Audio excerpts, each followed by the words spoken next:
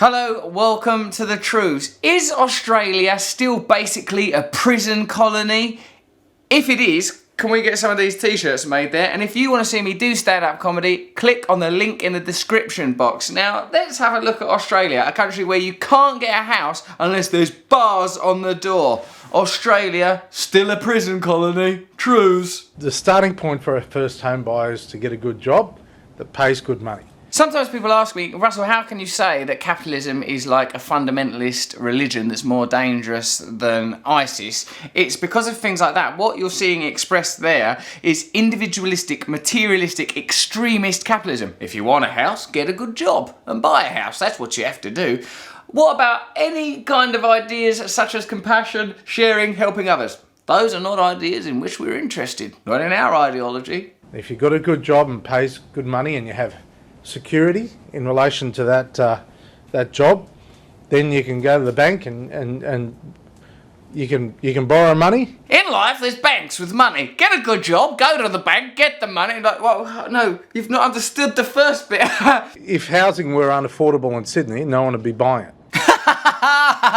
There's Route 1 economics. Brilliant. Problems. Why bother to turn up? Why bother to do the speech if what you're going to say is if housing were not affordable, people wouldn't buy it? Don't have the debate. Just when people go, excuse me, there's a housing crisis, poor people can't afford houses, go, fuck off. That just saved some time. There is unequivocally a housing bubble in Sydney and in higher priced areas of Melbourne. It's always a privilege to look into the Australian Parliament. We're English, our one is bloody ridiculous and stupid, but theirs looks like it's a Parliament made in home base. I call the Honourable the Prime Minister. Well, as someone who, along with the bank, owns a house in Sydney, I do hope that our housing prices are increasing. Oh, brilliant. That does put David Cameron in perspective. David Cameron wouldn't stand up in Parliament and just go, well, as a matter of fact, I like it that being rich and posh is advantageous, for I myself am rich and posh.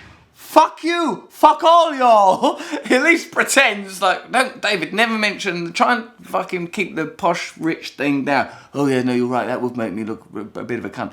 Tony Abbott just wades straight in. And the best way to make housing more affordable... Absolute chaos in there, no one's concentrating. ...is to keep interest rates low and stable, and that's exactly what's happening. And to try to ensure that the economy is strong. Sounds like it's a swimming pool, doesn't it? It's like the noise of when you go to a swimming pool. That's a weird, echoey slap of wet feet, cackling madness. Australia's been run from a swimming baths. The important thing is to ensure that our economy is as strong as possible so that people have as much resources at their disposal as possible. Everyone's mostly saying stuff that's pointless. The most important thing is people breathe in, breathe out, have a digestive system. Like, yeah, we know all this stuff. What are you going to actually do? Don't turn up just to say things that are obvious. So that they can go out there and buy the things they need. Look at this bit. He's not even concentrating on being in Parliament. They shouldn't be allowed swivel chairs in there, should they? Oi, mate! I'm in charge of this party. I'll look in any direction I choose.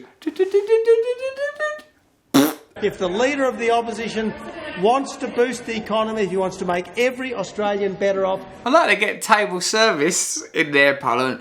Yeah, just get us a drink, this is fucking boring. Here you go, mate. Oh, it's a bit better now. Madam Speaker. The member for Hotham is warned. I don't think this is the system.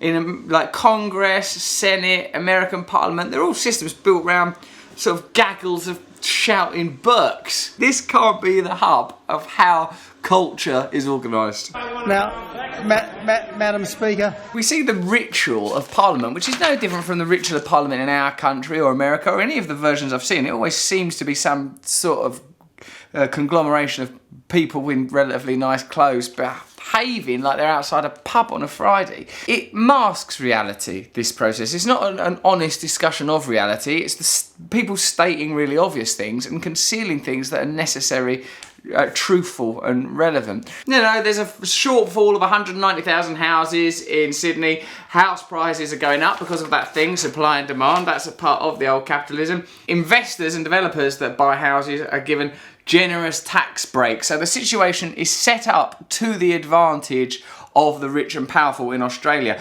The other side of this equation is a lot of people are getting accommodation completely free of charge. Well, they're not paying for it themselves. You, the taxpayer, is paying for it. It's the prison population of Australia and people around the world. Australia is following the United States and becoming a nation of inmates. Prison numbers are an all-time high, with 33,000 currently incarcerated. The prison system costs the Australian taxpayer $3 billion a year. The population of people held in private prisons has increased by 95% in 15 years. So one aspect of prison life or prison economics is that it's a bloody profitable thing. That's not like, I'm not aware of that being part of the debate when people are talking about justice. Like, they don't up front go, well, one reason we should have a society where people are penalised and incarcerated is it's good bunts in it. In Victoria, there's never been as many prisoners, and the number is expected to double within 5 years. So the state is pouring $1 billion into building new jail cells. Even though only 2.5% of Australia's population comes from Indigenous communities, because they was killed and bred out, 27% of all prisoners are from Indigenous communities. You can sort of see trends, can't you, globally, like in America, African American prisoners, in Australia. Basically, sort of the people who have had the hardest time are going to be doing some hard time. This scene is being repeated across Australia. States and territories are scrambling to cope with an explosion in the number of prisoners. Australia's prison system is increasingly private. Prison privatisation is a controversial policy agenda, with the result that governments impose it secretly without serious public discussion and debate. So much of what's politically germane and important to us doesn't happen in these whimsical chambers of green leather pomp and flags and statues of eagles and high declarations. It happens they just have chats behind it. Like, what is lobbying? What is lobbying? Oh, well, what it is we give them money to influence the outcome of their political decisions. This thing here is just theatre. We've had massive changes to sentencing laws across the country, mandated prison sentences for burglary in Western Australia, changes to suspended sentences in Victoria.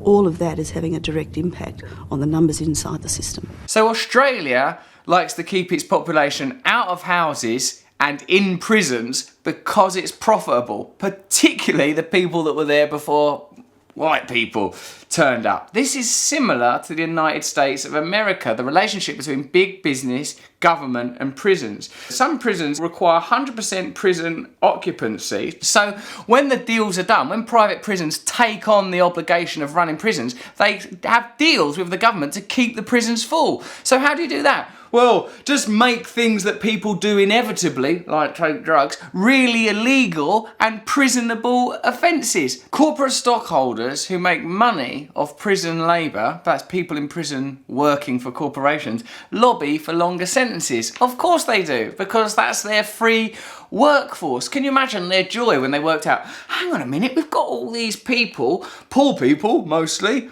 black people frequently, locked up, we can make them work. Oh my God, this is brilliant. It would be like when I discovered pornography as a kid. Like, what is this thing? In the United States, prison labour produces 100% of all military helmets, ammunition, bulletproof vests, ID tags, shirts, canteens, and it's estimated that half of prisoners in municipal facilities in America are innocent. If you want to learn more about campaigns to reduce American prison populations by 50%, you can learn more about that here. If you want to do something about Australia's housing crisis, click here. If you want to learn more about campaigns to change prisons, read all of this stuff. The links will be in the description box. So, is Australia still a prison colony? Yes, but it's more alarming than that. The world is a prison colony if you're from the wrong economic class, if you're from the wrong background. Eventually, one way or another, you're going to find yourself working for big corporations, possibly in chains. That's some true news. Subscribe here.